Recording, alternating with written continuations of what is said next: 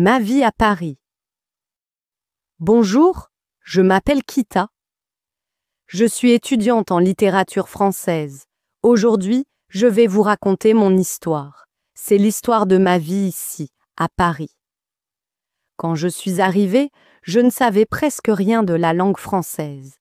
Tout était que nouveau, et parfois je me sentais perdue, mais je me suis dit, c'est normal, je vais apprendre. Lorsque je suis arrivée à Paris, c'était un rêve qui devenait réalité. Mais tout était si différent de chez moi. Je suis allée à l'université, mais je ne comprenais pas bien les professeurs. Les autres étudiants parlaient bentley vite et je n'arrivais pas à suivre. J'étais timide et je n'osais pas parler. Un jour, en marchant dans la rue, j'ai rencontré une étudiante. Elle s'appelle Sophie. Sophie m'a dit bonjour et j'ai essayé de lui répondre.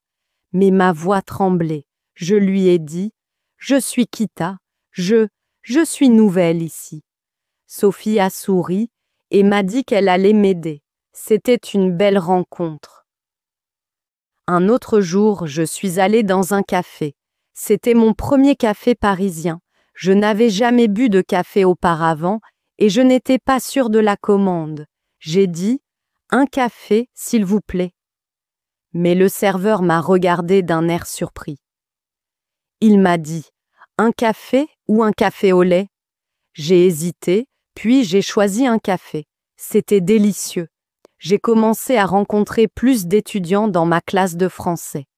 Un jour, un étudiant du Brésil m'a demandé « Tu veux étudier ensemble ?» Nous avons étudié ensemble tous les jours. C'était difficile, mais aussi amusant. On faisait des erreurs, mais on riait beaucoup. Un matin, j'ai décidé d'aller au marché pour acheter des légumes. J'étais nerveuse car je devais parler français. J'ai dit « Combien ça coûte ?» Et le vendeur a répondu en me montrant les prix. C'était simple, mais j'étais tellement contente d'avoir réussi à parler avec lui. Un jour, j'ai décidé de me promener seule dans Paris. J'avais une carte, mais je me suis quand même perdue. C'était drôle. J'ai demandé mon chemin à plusieurs personnes. Un homme m'a dit « C'est très loin, mais tu peux y aller en métro ». J'ai pris le métro et finalement je suis arrivée à destination. J'étais fière de moi. Le week-end suivant, Thomas, un autre étudiant, m'a invitée à un dîner chez lui. J'étais un peu nerveuse, mais j'ai accepté. Au dîner, j'ai parlé avec plusieurs personnes. C'était difficile de suivre la conversation, mais j'ai compris beaucoup de choses. Ils parlaient lentement et j'ai appris de nouveaux mots. Un jour, dans le métro, je n'ai pas trouvé mon ticket. J'ai paniqué un peu et j'ai demandé au contrôleur « Où est mon ticket ?» Il m'a regardé gentiment et a dit « Pas de problème, vous pouvez acheter un ticket ici. » J'étais un peu embarrassée, mais il était très sympa. Un mois après mon arrivée, j'ai commencé un cours intensif de français. Les cours étaient plus difficiles, mais j'aimais apprendre. Chaque jour, je faisais des exercices de grammaire et de vocabulaire. J'ai aussi rencontré des étudiants du Japon, de l'Allemagne et d'autres pays. Nous nous sommes aidés à pratiquer ensemble. Au fur et à mesure que je passais du temps à Paris, je commençais à parler plus facilement. Un jour, en faisant des courses, j'ai demandé à un vendeur « Vous avez des pommes? Où sont-elles » Il m'a montré les pommes et m'a dit « Elles sont là ». C'était simple, mais j'étais fière de ma question. Un après-midi, je suis retournée dans le café où j'étais allée pour la première fois.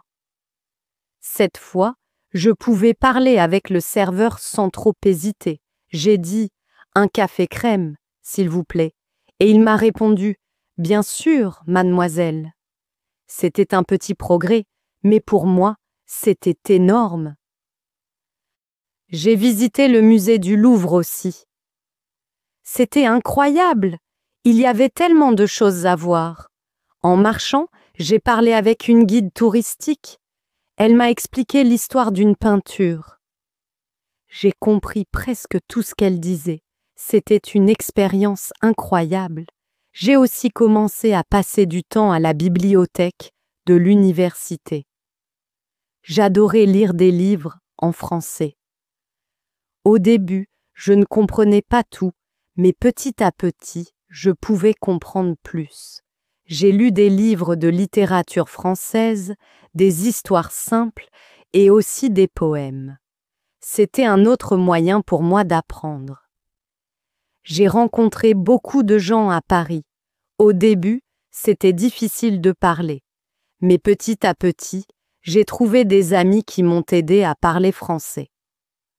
Un jour, Maria, une amie espagnole, m'a dit « Tu parles de mieux en mieux, Kita ». Cela m'a fait plaisir et m'a donné plus de confiance. Un soir, j'ai regardé un film en français avec des sous-titres. C'était un film simple, mais j'ai compris beaucoup de choses. C'était un grand moment pour moi.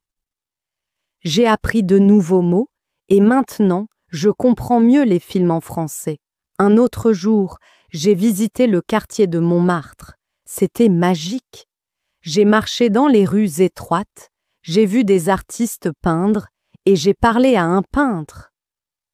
Il m'a demandé « Tu veux que je te dessine ?» Je lui ai répondu « Oui, s'il vous plaît ». C'était une expérience inoubliable. Il y a des jours où c'était difficile. Parfois, je me sentais découragée. Mais je me souviens de ce que mon professeur m'a dit. Chaque erreur est un pas vers la réussite. J'ai continué à pratiquer tous les jours et peu à peu, j'ai vu des progrès. Vivre à Paris devient de plus en plus facile. Je parle avec des gens tous les jours. J'ai des conversations avec mes voisins. Je vais au marché, je prends le métro. Paris est devenu ma ville. Et maintenant, je me sens chez moi, ici. Maintenant, je suis très fière de mes progrès. J'ai fait beaucoup d'efforts. Et aujourd'hui, je peux parler presque couramment. J'ai fait des erreurs, mais elles m'ont aidé à grandir.